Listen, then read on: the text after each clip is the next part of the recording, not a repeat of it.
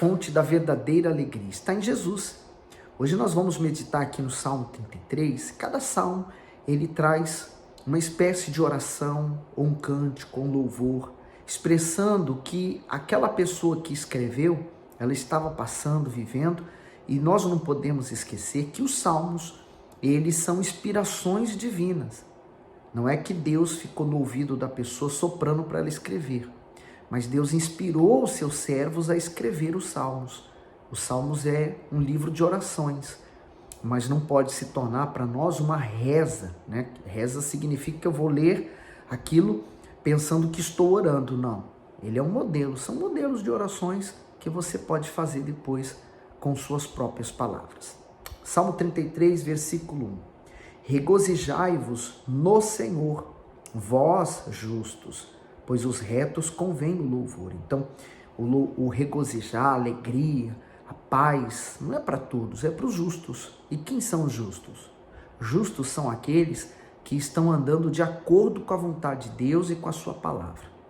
O 2, louvai ao Senhor com harpa, cantai a Ele com saltério e um instrumento de 10 cordas.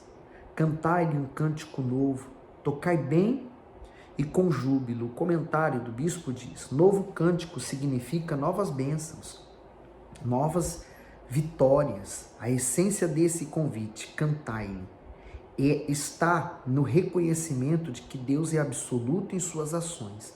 Por isso merece verdadeiro louvor. Após as guerras, era comum comemorar a vitória com novas composições que enalteciam a grandeza e a fidelidade do Altíssimo. O objetivo era testemunhar seus feitos publicamente para que ninguém se esquecesse deles. Da mesma forma, a vida de fé do justo produz diariamente novos testemunhos, isto é, ele tem sempre algo bom para contar, pois sua esperança e confiança se renovam constantemente. Diante disso, qual cântico sua fé tem produzido? Então, a fé, ela dá visão do futuro, né? Ela mostra para você o que vai acontecer. Então, pela certeza da fé, você já agradece, você já enaltece, você engrandece a Deus, por ter a certeza de você ser respondido. E aí, continuando, ele diz assim, porque a palavra do Senhor é reta, e todas as suas obras são fiéis. Então, não há dúvida de que as promessas de Deus irão se cumprir, porque eu creio e eu tenho essa confiança na fidelidade de Deus. Ele ama, no 5, a justiça e o juízo. A terra está cheia de bondade do Senhor.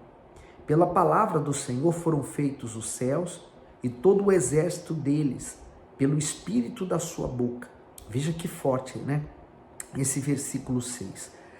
Tudo foi criado e tudo criou forma, foi justamente com o espírito da sua palavra, o espírito que saiu da sua boca, porque as palavras, elas têm muito poder. Às vezes, eu já atendi pessoas que elas disseram assim, pastor, fui agredida, não fisicamente pelo meu marido ou pela minha esposa, mas com palavras. E as palavras me doeram mais do que ele ter me agredido fisicamente. Quer dizer, as palavras têm muito poder, né? De machucar, de magoar, de ferir, de causar até a morte em outra pessoa. Não a morte física, mas a morte daquela pessoa por dentro dela. As palavras têm muito poder, mas se a palavra causa morte, a palavra também, quando ela é proferida por Deus, ela provoca vida, ela traz saúde, ela traz bênçãos, ela fortalece, ela ergue, ela motiva. Então, vamos usar a palavra de Deus porque ela nos traz exatamente isso, a força, o contrário do que o mal quer que você esteja. Aí, o comentário do bispo diz assim, pela palavra foram feitos. As obras do Altíssimo se expressam por intermédio da sua palavra. Ela é a expressão do seu pensamento e por meio dela tudo foi criado. Está em Gênesis 1. Isto é, o que o Senhor pensou veio a existir mediante o poder da sua palavra. Esse poder não se limitou à criação, mas opera todos os dias, dando luz a novas obras na vida daqueles que creem e obedecem ao que ele diz. Isso significa que quem se volta ao Altíssimo deixará de ter a vida caótica deformada e vazia. Além disso, tomará posse das suas mais ricas promessas. E seguindo para o 7, ele ajunta as águas do mar como no montão, põe os abismos em depósitos. Tema toda a terra ao Senhor, temam-no todos os moradores do mundo, porque falou e foi feito, mandou e logo apareceu. Esse temor, só lembrando, não é você ter medo, não é o medo, né? O medo faz você se esconder. Adão se escondeu com medo de Deus porque ele havia pecado. O temor é o respeito, é a reverência que você tem para com ele, né? O 10. O Senhor desfaz o conselho dos gentios, quebranta os insensatos dos povos. O conselho do Senhor permanece para sempre, os intentos do seu coração de geração em geração. Bem-aventurada é a nação cujo Deus é o Senhor, e o povo ao qual escolheu para a sua herança. Então, bem-aventurada a nação cujo Deus é o Senhor. Eu me lembro que a nação dos Estados Unidos, ela começou com uma base evangélica, né? Uma base cristã, né? Priorizando os princípios da fé. Ela se perdeu ao longo do tempo e vem se perdendo cada vez mais.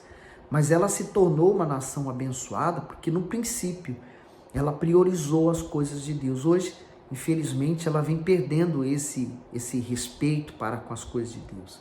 O 13. O Senhor olha desde os céus e está vendo a todos os filhos dos homens. Do lugar da sua habitação, contempla todos os moradores da terra. Ele é que forma o coração de todos eles, que contempla todas as suas obras. Não há rei que se salve com a grandeza de um exército, nem o homem valente se livra pela muita força. O cavalo é vão para a segurança, não livra ninguém com a sua grande força.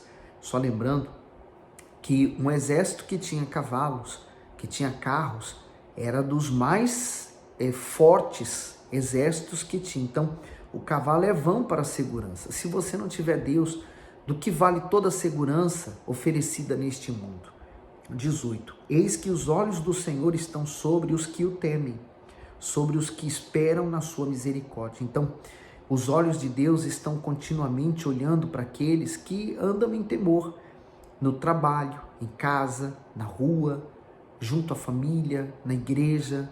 Quer dizer, as nossas atitudes estão debaixo dos olhos de Deus. Então, por esse temor que eu tenho a Deus, eu não vou cometer o mal. No 19, para lhes livrar as almas da morte e para os conservar vivos na fome. E aí eu fico pensando, né? Quantos livramentos eu já tive, mesmo que eu não soubesse que fui livre naquele momento. Você também. Deus já te livrou de tantas coisas, você talvez nem faça ideia de quantos livramentos Ele já te deu. No 20, a nossa alma espera no Senhor, Ele é o nosso auxílio e o nosso escudo, pois nele se alegra o nosso coração, porquanto temos confiado no seu santo nome. Seja tua misericórdia, Senhor, sobre nós, como em ti esperamos. Graças a Deus. Este é o Salmo 33. Que o Espírito Santo continue falando ainda através dessas palavras com você. Agora manda esse salmo para alguém, partilhe ele e que Deus abençoe você abundantemente.